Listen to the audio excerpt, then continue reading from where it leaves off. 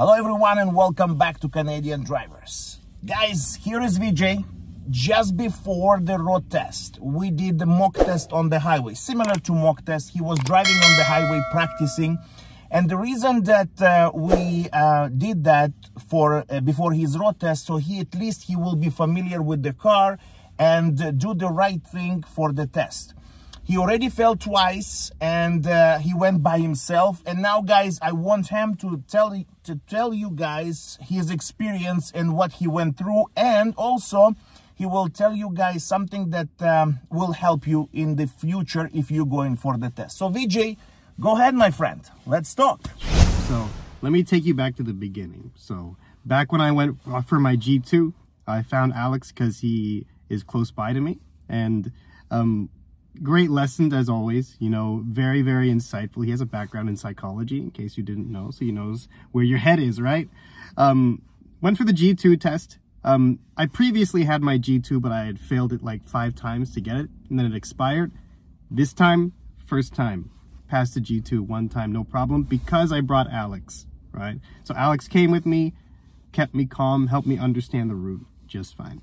So a couple years pass, I'm driving just fine. And I think in my head, you know what, let me just book the G2 test, or the G test. The highway one. That's right. So the last test that we have in Ontario. So we have G2 and we have G test. So he did the G2 with me in the beginning. Then he was driving on his own. And he's supposed to complete, to get his license, so he doesn't have to go for the test anymore. He's supposed to go for a G test. Go ahead. That's right. So basically, your license expires in 5 years if you don't get your G. So I had to book it. You know, it's like, you know, it's coming up to the 5 years. I got to book the G test. Took some more lessons with Alex, of course, to get in the right headspace. And of course, you know, he really cleared up a lot of bad habits, like a lot of bad habits that I had formed over time. Then I got it in my head that I could do the test myself, because I figured, you know, I'm familiar with my car. I've been driving a while. Let me just go and do the test. We did it up here in Lindsay, where it's really, especially now looking back, the easiest test you could have. You know, you drive around town a bit, you go 80 on this one stretch for a bit, and then you come back to the parking lot. Managed to fail it the first time because... What was the reason? Do you remember the reason that you failed the test the first time? The reason ultimately was pressure in my head, right? So important advice here. Take some time to understand just how nervous you are, because I didn't think I was nervous. I thought, I'm like, hey, you know what? I feel good. No problem whatsoever. But as soon as we're on the road and I have this guy in a blue shirt sitting next to me, it's like I'm 14 years old, right? It's like, what am I doing here? So I tried it again on my own, right? I said, you know what? Let me learn the lessons from, like, all right, I won't do the things I did the first time. So the first test that you did, you thought that this is going to be enough for you to learn for the second one. Yeah, I thought, you know, if I just don't make those mistakes again, then the second time it'll be just fine.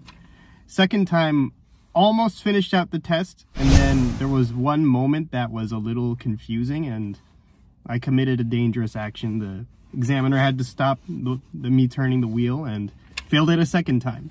So imagine, guys, when you're going with your private car for this kind of tests, right? So examiners, they don't have a second break, right?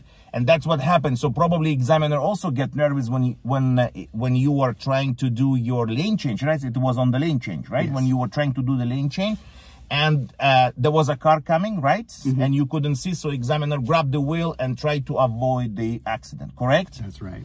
So continue, yeah? Right. So at that point, I thought, so at this point, you know, by failing that one, I had to go into the examination center, and they had to extend my license till the date of today's test, the very final attempt I could make. So today was your last day. So what happened? Let me just I just want to clarify what happened. So he had a license.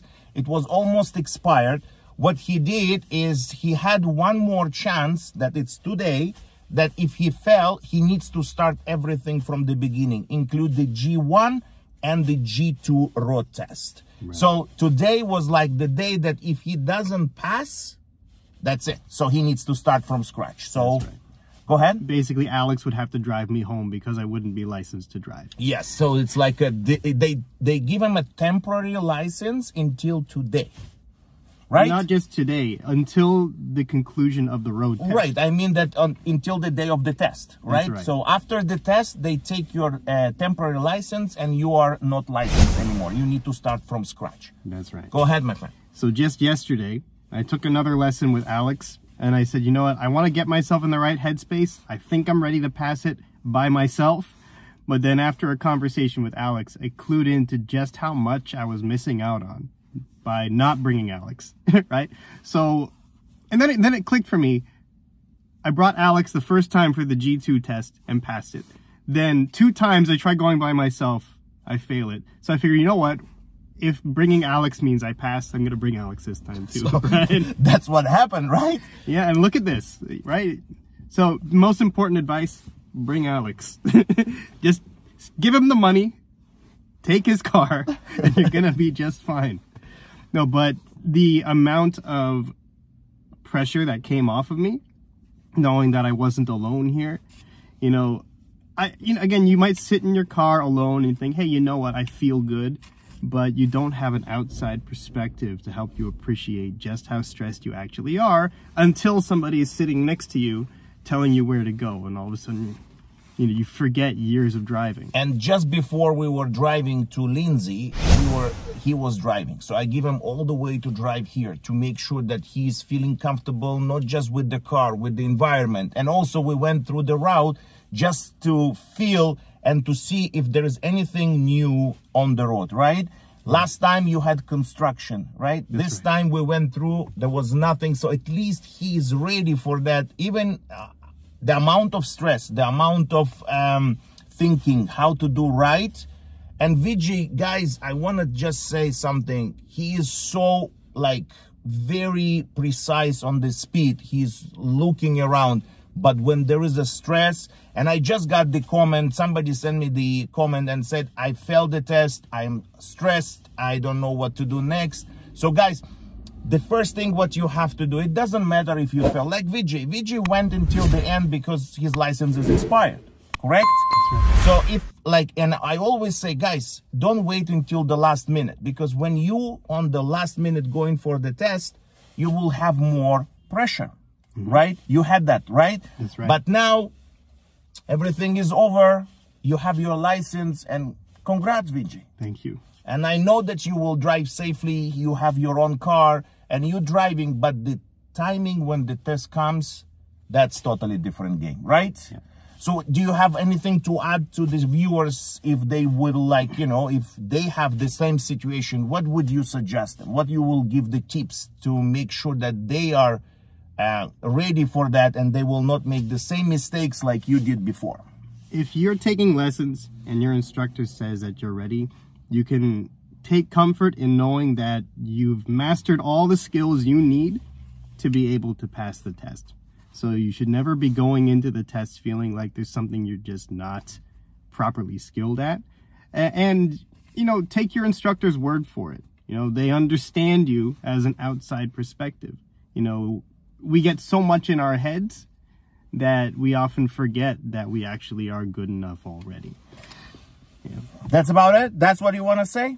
Okay, guys, so thanks for watching. Again, don't give up on if you failed the test. Don't be frustrated. Don't be disappointed. I always say it's only learning experience. And if you fail, just learn from your mistakes. Sometimes maybe it's going to save your life. Thanks for watching, guys, and I will see you in my next video.